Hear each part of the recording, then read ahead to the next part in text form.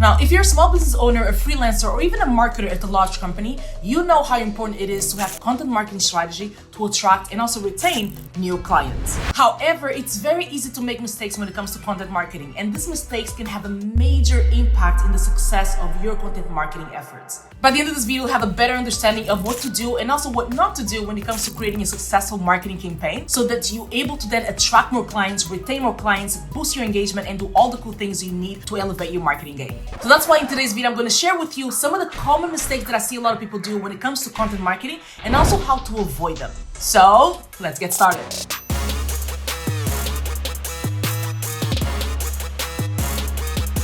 Mistake number one, no CTA. Now, CTA stands for call to action, and not including a call to action in your content, it's as crazy as going to the ice cream shop and not buying ice cream.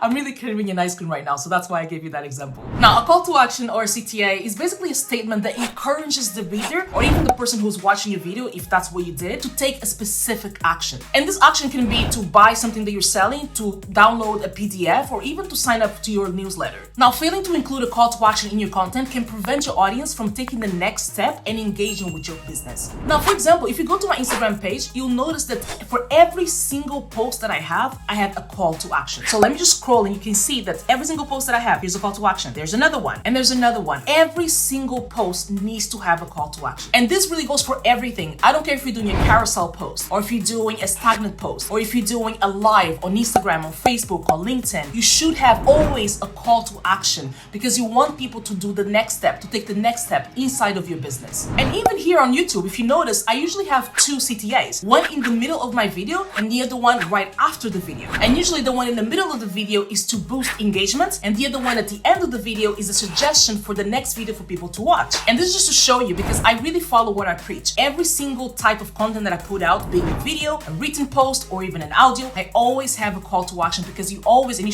should do the same thing as well, because you always want to make sure that you give people the next step to take inside of your business. But Sally, I don't have anything to sell right now. I'm just starting out. I don't know which kind of CTAs I should create. I hear you. But well, a CTA is not only to sell, but also to encourage engagement inside of your content. So for example, a CTA you can use is like this post if you agree. Comment down below your favorite emoji if you agree. Tag a friend that needs to hear this. If this post gets to 100 likes, I'll share my #1 tip to insert goal. See, it is that easy. I just gave you 3 CTAs you can use in your own content. If you just had the light bulb moment, comment down below the light bulb emoji. See what I did there? Now, by including an effective call to action in your content, you can encourage your audience to take the next step and also to engage more with your business. So don't leave out,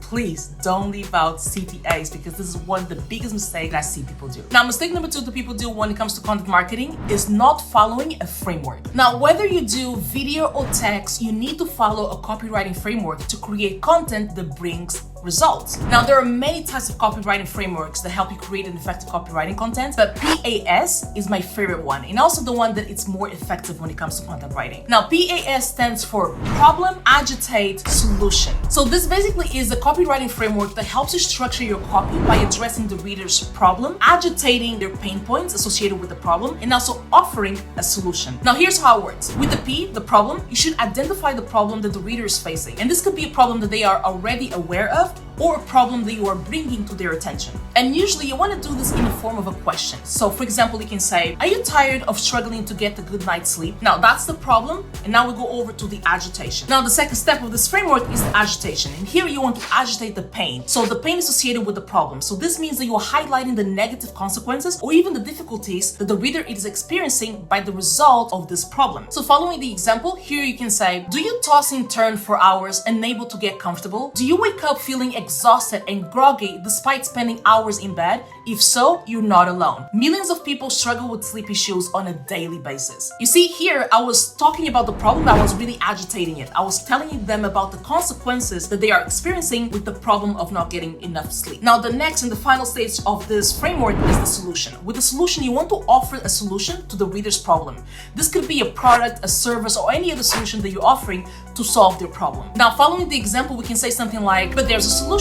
Our new matrix is specifically designed to provide provide the support and the comfort you need to get a restful night's sleep. I'm giving you here really short examples. You can see the idea, right? You can really expand on all of those 3 different levels because you wanted to write or even to record something that is really long, right? So problem, agitate, solution. And I'm telling you, by following the PAS framework, you can craft copy that is effective in addressing the person's problem and also persuade them to take the desired solution or desired action that you want inside of your business. And that can be either purchasing your product or signing up to a newsletter or go listen to a podcast. This can really be used for anything. That's why it's my favorite framework to use. Now, the third mistake that people do in content marketing is not repurposing their old content. Now, I drove myself crazy trying to come up with new content every single week. And this went on for like months, at least 6 or 7 months, until one day I was looking for a post that had performed really well inside of my Instagram, and there was a video that had done tons of engagement. So I decided to basically recreate the same video. Now, between the old video that I had posted and the new video, I had, my followers had increased. I had people that had not seen the video the first time that came around. So when I posted the second time, I was able to get more eyeballs. People that had not watched it before were able to watch it. People that had watched it before were now reminded of the concept because I just used a different angle to say the same thing. So I was able to repurpose that. And what happened next is that for the next 2 months, I just repurposed my own old content. And here are the different ways that you can repurpose content. You can turn written content into a video. You can turn a video into a written content. You can add different nuances with the same video or the same content. So basically you can create from one form to the other, or you can recreate the same thing but with a different angle. Now, I just know that you have some content that you can simply repurpose. So don't make the mistake of never repurposing your content because you're sitting on a gold mine and you're just driving yourself crazy trying to create new content every single week, whilst you already have a ton of content that you can just repurpose and just redo